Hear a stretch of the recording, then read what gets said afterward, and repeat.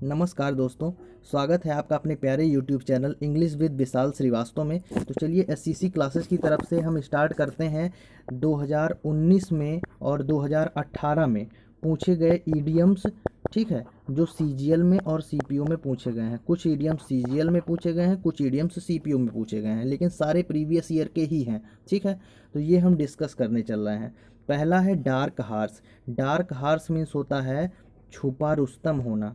छुपा रुस्तम अगर कोई है तो उसको कहते हैं हम डार्क हार्स। ठीक है, ये है छुपा रुस्तम। इसको हम याद कैसे करते हैं तो देखते हैं, रेसिंग से रिलेटेड है। हार्स रेस में कुछ जो हार्स होते थे वो डार्क कलर के होते थे और कुछ हार्स होते हैं जो लाइट कलर के, यानी वाइट कलर के, सपोज वाइट कलर के हैं। ठीक है, कुछ डार्क कलर के हैं। तो लोग जो बोली लगाई जाती थी हार्स रेसिंग में, तो वाइट वाले हार्स, सफ़ेद घोड़े के ऊपर ज़्यादा बोली लगाई जाती है क्योंकि इसके जीतने की संभावना बहुत ज़्यादा होती है सफ़ेद घोड़े की, तो इसी पर बोली लगाते हैं। लोग काले घोड़े के ऊपर बोली कम लगाते हैं। अब काले घोड़े के ऊपर बोली तो कम लगाई गई, लेकिन हुआ क्या कि अचानक काला घोड़ा जीत गया। काला घोड़ा क्या हुआ? जीत गया। इसका मतलब जिसके जीतने की संभावना नहीं थी वो जीत गया। जिसके जीतने की संभावना नहीं थी वो व्यक्ति जीत गया। ये होता है ए डार्क हार्स। इंग्लिश में इडियम्स जो पूछा गया था उसकी मीनिंग लिख के आई थी, one who unexpectedly wins the competition. ठीक है, जिसकी आशा नहीं थी वो कंपटीशन जीत जाए अगर, तो वो होता है, वो क्या है? डार्क हार्स है, वो छुपा रुस्तम है। नेक्स्ट देखते हैं, straight from the horse mouth. ये हार्स है। ठीक है, straight from the horse mouth, ये देखते हैं। इसका मतलब होता है पूरी इन्फॉर्मेशन प्राप्त कर लेना, किसी चीज़ के बारे में डायरेक्ट इन्फॉर्मेशन प्राप्त कर लेना, इसकी मीनिंग होती है। ठीक है, getting information directly from the most reliable source. याद कैसे करेंगे इसको? ये ईडियम्स जो बना हुआ है हार्स माउथ, ये है, ये ईडियम्स जो बना हुआ है वो बना हुआ है, जो घोड़े के व्यापारी नहीं होते थे, वो घोड़े के व्यापारी क्या करते थे, घोड़े की एज या उसके बारे में इंफॉर्मेशन पता लगाने के लिए उसके माउथ को देखते थे, उसके माउथ या उसके टीथ को देखते थे। तो उसके माउथ को जब देखते थे तो उसके बारे में सारी इन्फॉर्मेशन मिल जाती थी कि ये घोड़ा कैसा है। ठीक है, ये तेज़ दौड़ सकता है या नहीं, ये बुढ़ा हो गया है या नहीं, ये सारी इन्फॉर्मेशन उसको घोड़े के माउथ से मिल जाती थी। तो व्यापारी ये देख करके घोड़े को खरीद लेते थे। ठीक है, तो horse mouth, straight from the horse mouth का मतलब होता है किसी चीज़ से डायरेक्टली इन्फॉर्मेशन प्राप्त कर लेना। ये सारे व्यापारी घोड़े के मुंह को देख करके उसके बारे में जितना भी हुलिया है, जितनी भी इन्फॉर्मेशन है, वो सारी प्राप्त कर लेते थे। यहाँ से बना है straight from the horse mouth. इसका मतलब getting information directly from the most reliable source. ठीक है, नेक्स्ट देखते हैं, red letter day. A memorable day, एक यादगार दिन। बहुत ही अच्छा इडियम्स, आप लोगों को बहुत ज़्यादा अच्छा भी लगेगा। रेड लेटर डे मीन्स बहुत ही यादगार दिन। ए मेमोरेबल डे, आप, एक लड़का है, उसको एक लड़की ने क्या दिया, रेड लेटर में कुछ लिख कर दे दिया। ये रेड कलर का लेटर है। उसको क्या हुआ, एक लड़की से रेड कलर का लेटर मिल गया। अब बताओ कि अगर उसको एक लड़की से रेड कलर का लेटर मिल जाएगा, वो लड़का कितना खुश हो जाएगा। और खुश तो खुश अलग बात, उसका दिन बहुत ज़्यादा मेमोरेबल हो जाएगा, यादगार दिन। वो दिन याद रखता है, एक डेट है वो याद रख लेगा वो, कि इस दिन तुमने मुझे रेड लेटर दिया था। ठीक है, रेड लेटर डे का मतलब होता है ए मेमोरेबल डे। मेरा मतलब सिर्फ इतना है कि आप लोगों को किसी तरीके से याद हो जाए। ठीक है, आगे देखते हैं, be born in A silver family. Silver spoon, silver spoon, be born in A silver spoon means होता है रिच फैमिली में पैदा होना, रिच फैमिली में पैदा होना। ठीक, ये होता है be born in A silver spoon, rich family में पैदा। जैसे अब इसको याद कैसे करते हैं, जैसे कोई रिच फैमिली में पैदा हुआ, कोई लड़का है, एक बेबी है, आया रिच फैमिली में। अब होगा क्या, ये बेबी अब लगा। ठीक है, ये बेबी है, रिच फैमिली में आ गया। इसको अब क्या किया जा रहा है, मम्मी पापा इनके इस सिल्वर कलर का, इस सिल्वर के स्पून से उनको, उसको कुछ खिला पिला रहे हैं। ठीक है, जो भी खिलाना है कहते हैं सिल्वर का स्पून लाओ, मेरा बेटा सिल्वर के स्पून से खाएगा, है ना। इसका मतलब है कि ऐसे तो नॉर्मल आदमी तो खिला नहीं सकता है, सिल्वर स्पून से, ठीक है, चांदी के चम्मच से। अब इसको चांदी के चम्मच से खिलाया जा रहा है, इसका मतलब ये बहुत रिच फैमिली में पैदा हुआ है, ठीक है। इसका मतलब क्या है कि बहुत रिच फैमिली में पैदा हुआ है। वाह क्या बात है। ऐसे ही याद करेंगे कितनी आसानी से सारी चीज़ें हंसी हंसी में याद होती चली जाएंगी, एग्जाम भी पास हो जाएंगे सब लोग, ठीक है। अगला देखते हैं, to meet once meter Waterloo, Waterloo में मिलना, है ना। नेपोलियन बोनापार्ट याद रखते हैं वाटरलू के युद्ध में हार गया था शायद, ठीक है। देखिएगा आप लोग, वाटरलू के युद्ध में हार गया था, वहीं से इडियम्स बन गया। टू मीट वंस वाटरलू, हार का सामना करना, हार का सामना करना। To meet Waterloo, once Waterloo या योर वाटरलू, कुछ भी बोल सकते हैं यहाँ पे। हार का सामना करना सब मिला के, ये ध्यान रखिएगा। टू मीट वंस वाटरलू, हार का सामना करने के लिए होता है, ठीक है। नेक्स्ट देखते हैं, alpha and omega. Alpha and omega का मतलब होता क्या है, यहाँ एंड लगा लीजिएगा, alpha and omega. Alpha and omega का मतलब होता है शुरुआत और अंत, किसी चीज़ का प्रारंभ और अंत। याद कैसे रखते हैं, इडियम्स बना कहाँ से है, अल्फा और ओमेगा, ठीक है।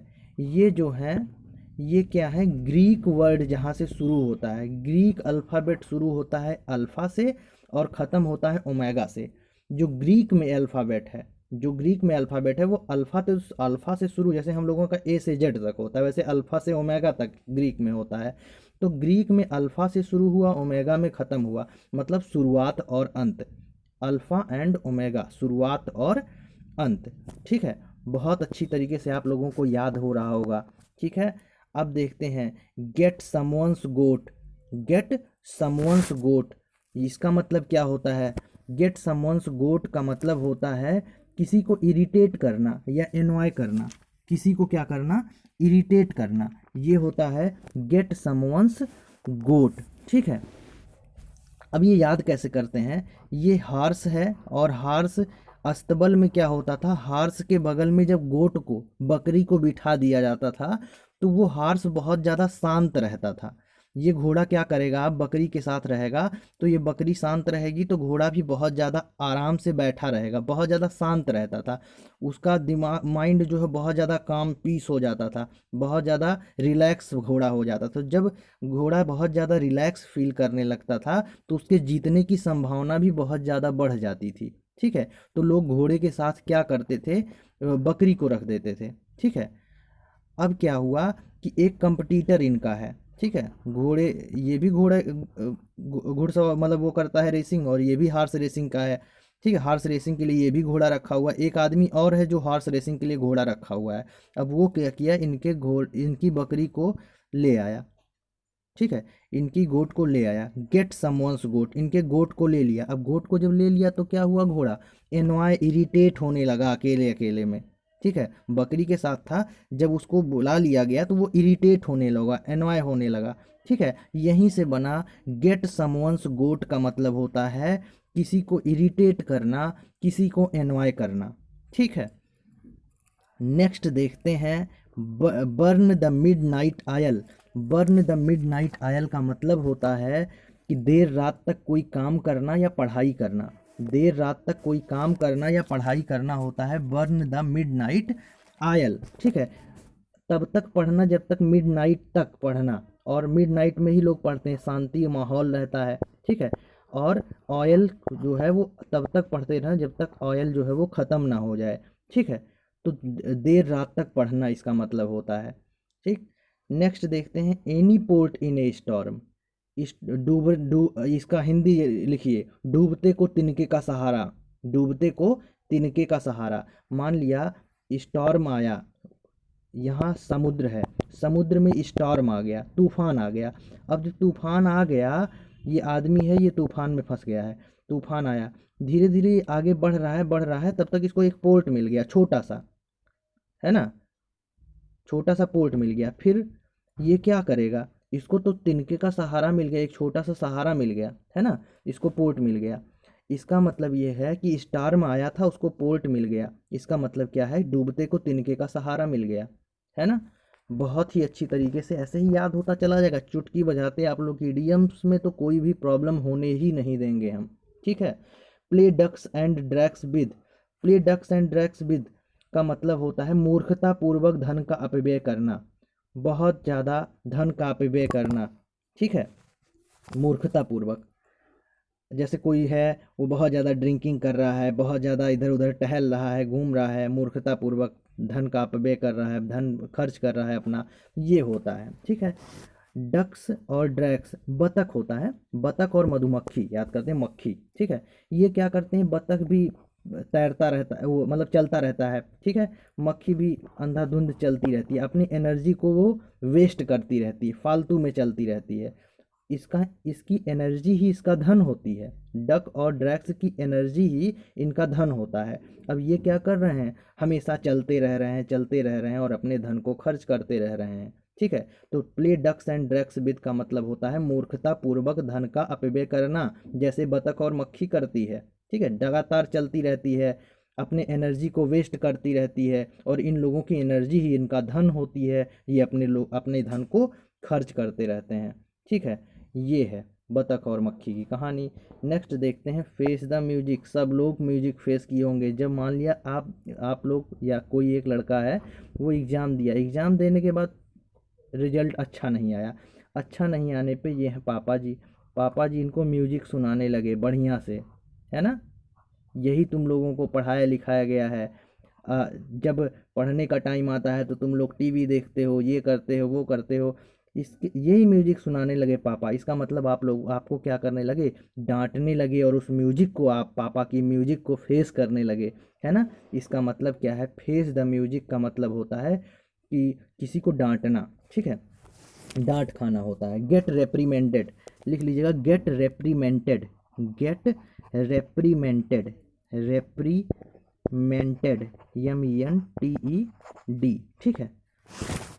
Let the cat out of the bag, let the cat out of the bag, let the cat out of the bag का मतलब होता है रहस्य उजागर करना। क्या होता है, रहस्य को उजागर करना, ठीक है। देखते हैं कैसे याद करेंगे।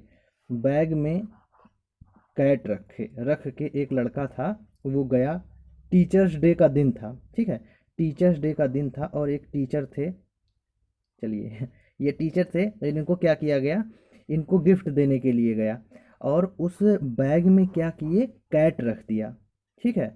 और बैग सहित इनको देना था, टीचर को गिफ्ट देना था बैग सहित। किसी कारणवश एक लड़का जो है वो बैग की चैन खोल दिया और कैट बाहर आ गई। रहस्य जो है वो उजागर हो गया कि ये लड़का तो कैट, वो क्या देने वाला था इनको, कैट देने वाला था सर को, ठीक है। बैग से क्या हुआ, आउट ऑफ हो गई कैट, इसका मतलब रहस्य बाहर आ गया, ठीक है। नेक्स्ट देखते हैं, between the devil and the deep sea. एक तरफ डेविल है, एक तरफ डेविल है, डेविल राक्षस, और एक तरफ गहरी खाई है, ठीक है। एक तरफ डीप सी है, डीप सी है, और एक तरफ डेविल है। इसके बीच में कोई फंस गया है। अब वो तो ना इधर जा पा रहा है ना इधर जा पा रहा है, ये कहीं का नहीं रह रहा है, ये कहीं का ना होना, है ना। बिटवीन द डेविल, डेविल और डीप सी के बीच में फंस जाना, है ना। तो लिख लीजिए, बिटवीन टू डेंजर, दोनों तरफ डेंजर है, ना वो इधर जा पा रहा है और ना इधर जा पा रहा है। इसका मतलब दो मुसीबतों के बीच में फंस जाना, इसका मतलब होता है। आसानी से किसी भी तरीके से आप लोग ईडियम्स को याद कीजिए, बहुत अच्छी तरीके से याद हो जाएगा। एग्ज़ाम में 2 नंबर आता है, किसमें, SSC SSC CGL में 5 नंबर मिलता है, स्टेनोग्राफर में, SSC में, ठीक है। SSC स्टेनोग्राफर में 5 नंबर का आता है। 5 नंबर बहुत ज़्यादा मायने रखता है, ठीक है, 5 नंबर बहुत ज़्यादा मायने रखता है। कट ऑफ के आसपास तो इतने लड़के होते हैं, कट ऑफ मान लिया इस बार कट ऑफ गई 134, सोचिए 5 नंबर ईडियम्स कर ले जाएंगे आप लोग तो कितना पा जाएंगे, 139। चलिए ये भी सेफ स्कोर नहीं है, सेफ स्कोर तो 150 लगभग, इतना तो करना ही है हमको, 150 160 तो हमें करना ही पड़ेगा, ठीक है, अगर अच्छे से एग्ज़ाम देना है। अब तो इंग्लिश में तो ईडियम्स 5 के पाँचों सही होने चाहिए, वो पाँचों सही भी होंगे, हम जितना बता रहे हैं, ठीक है, पाँचों सही होंगे, आसानी से याद भी हो जाएगा, उसमें भी कोई प्रॉब्लम नहीं होगी। हाँ, आप लोग चैनल को लाइक और सब्सक्राइब ज़रूर कर दिया कीजिए, आप लोग शेयर कीजिए ताकि ज़्यादा से ज़्यादा लोग वीडियो को देखें, सब्सक्राइब कीजिए, और हाँ, अच्छा लगे लाइक ज़रूर कीजिए, ठीक है। Thank you for watching this video.